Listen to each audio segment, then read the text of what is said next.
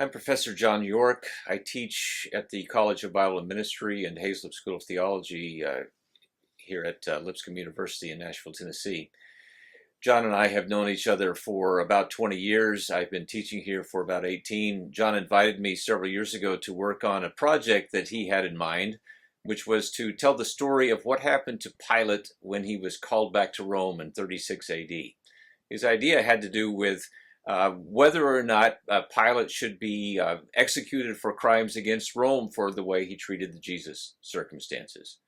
And so for me, it was a really fun exercise to go back and read Philo and Josephus and the ancient stories that we otherwise know about Pilate, besides just what's in our Christian Gospels, and discover some things about what happened to Pilate that really were intriguing and made for an imaginative and fun story to tell, which when we finally got around to writing it, turned out to be what it is.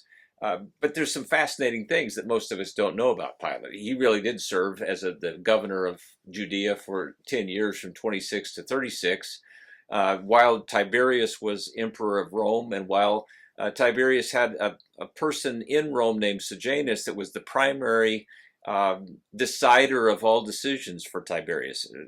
Tiberius was a really interesting emperor in that he didn't stay in Rome all that long. Out of some personal things that happened in his life, he actually left the city early on and was not there for most of a decade that included this time when Pilate was in Judea. So Pilate, as a matter of fact, was appointed to the post by Sejanus. And all was going well until 31 AD, when Tiberius discovered that Sejanus was actually considering the means by which he could execute Tiberius and become emperor himself. Well, when Tiberius learns that, he has Sejanus executed, and then begins a lengthy process of putting on trial anyone and everyone who is close to Sejanus, and having most of them executed. Back to Pilate. Pilate is working out his time. He's had less than positive relationships. We know this from the Jews, Josephus and Philo especially.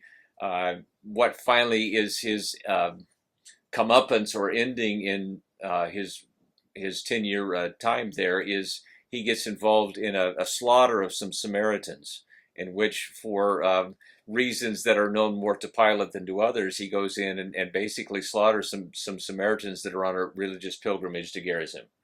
When that happens, the Samaritans go to Vitellius, another Roman general who's up the road in Syria. Vitellius has Pilate sent back to Rome because of the complaints about what he's doing in Judea. Pilate thinks that because of his relationships to Sejanus, once he gets back there, Tiberius is going to execute him. And it's great news when he discovers on the trip that, as a matter of fact, Tiberius has just died. And he thinks this could be his out when he gets back to Rome. So when he gets back there, he is a bit surprised that Caligula is still going to put him on trial, the new emperor. And he then needs a lawyer. And so the lawyer that is the person that he chooses is a man named Clemens. Clemens has his own things going on in terms of trying to become not just a good equestrian lawyer, but to do a case that will be big enough, popular enough, that makes him famous enough that he can actually move from the equestrian class into the class of senators, which is the highest class among the Romans in the empire.